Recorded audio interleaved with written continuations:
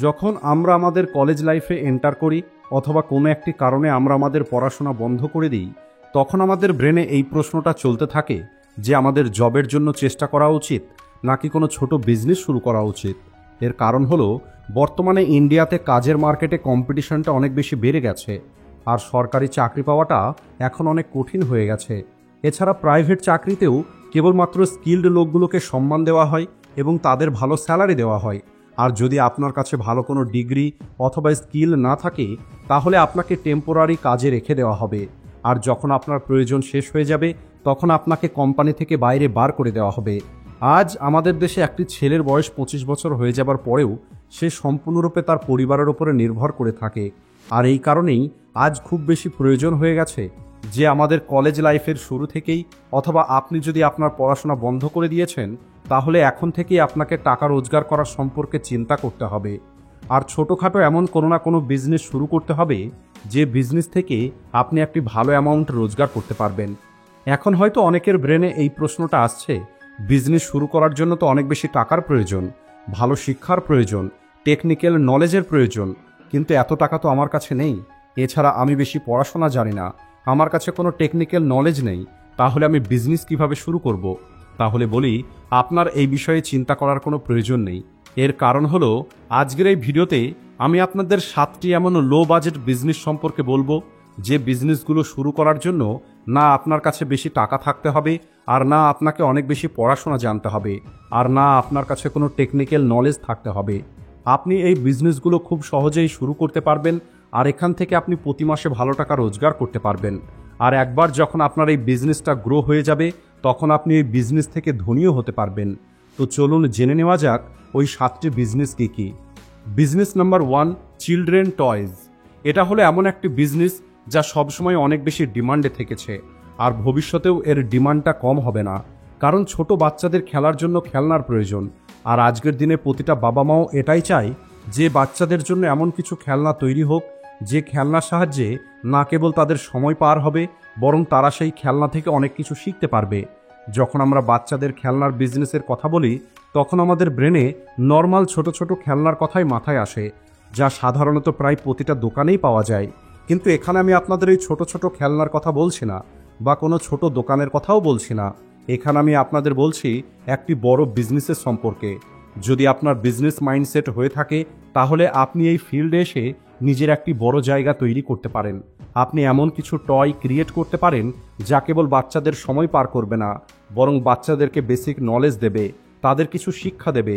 এছাড়া আপনি creative toy তৈরি করতে পারেন যার ফলে বাচ্চাদের মনোযোগটা স্মার্টফোন থেকে সরে গিয়ে কিছু ক্রিয়েটিভ করার দিকে চলে যাবে।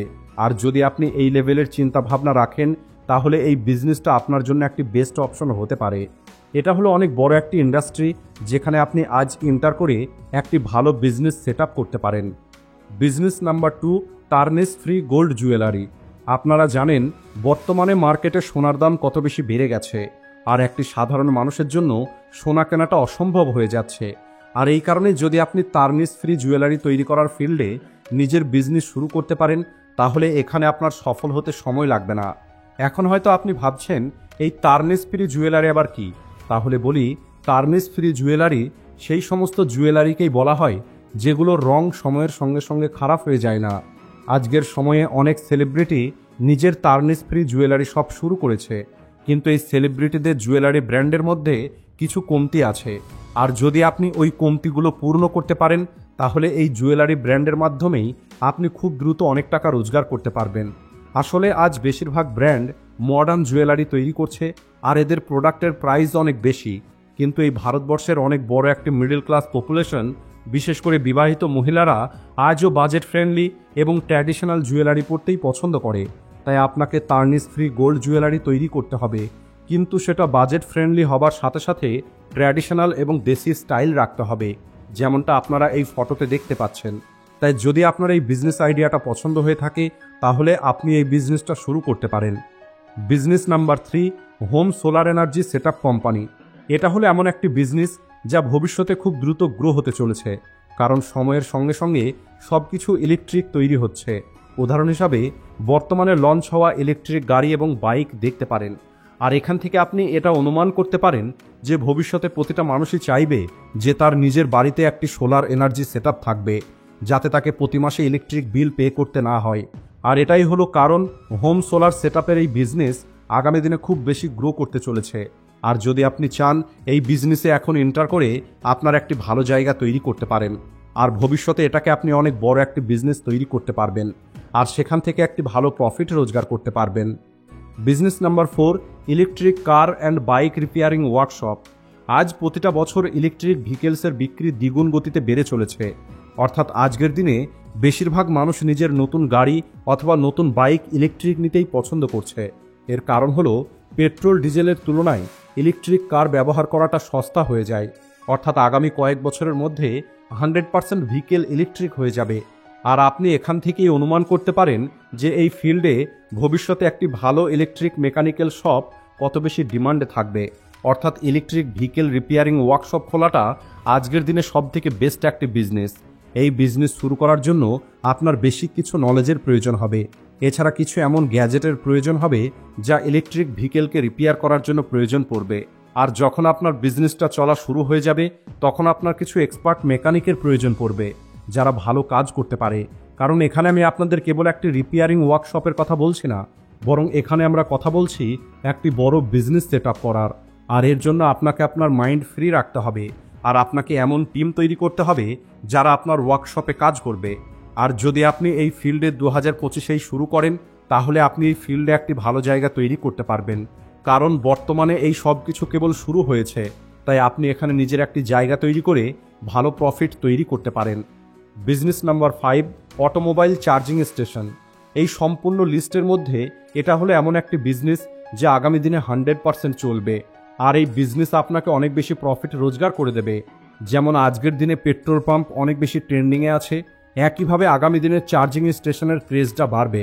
কারণ যত বেশি ইলেকট্রিক ভেহিকেল বাড়তে থাকবে সেই গাড়িগুলোকে চার্জ করার জন্য তত বেশি চার্জিং স্টেশনের ডিমান্ড হবে। এটা হলো এমন একটি বিজনেস যে বিজনেসটা শুরু করার জন্য শুরুতে আপনাকে বড় অ্যামাউন্ট ইনভেস্ট করতে হবে, কিন্তু যখন একবার এই বিজনেসটা শুরু হয়ে যাবে তখন আগামী অনেক বছর পর্যন্ত এখান থেকে ভালো প্রফিট রোজগার করতে পারবেন। আর সময়ের সঙ্গে সঙ্গে আপনি আপনার বিজনেসকে আপগ্রেড করে আপনার বিজনেসকে নেক্সট লেভেলে নিয়ে যেতে পারেন। আপনি নিজেই একবার ভেবে দেখুন, আজ পেট্রোল পাম্প চালানোর মালিকগুলো কত বেশি প্রফিট রোজগার করছে। একইভাবে আগামী কিছু বছরের মধ্যে অটোমোবাইল চার্জিং স্টেশনের মালিক এতটাই প্রফিট রোজগার করবে। Business number 6, elderly care service. আজকাল বড় শহরের মানুষ নিজের কাজে এত বেশি ব্যস্ত হয়ে গেছে যে তাদের কাছে পরিবারের বয়স্ক মানুষদের সেবা করার কোনো সময় নেই। অনেক ধনী লোকের বাড়িতে বয়স্ক মানুষগুলো এত বেশি একা হয়ে গেছে যে তাদের টয়লেট যেতেও অনেক বেশি সমস্যা হয়। এছাড়া তারা সময় মতো ঔষধ পায় না, তাদের রেগুলার চেক আপের জন্য ডক্টরের কাছে নিয়ে যাওয়ার মতো কেউ থাকে না।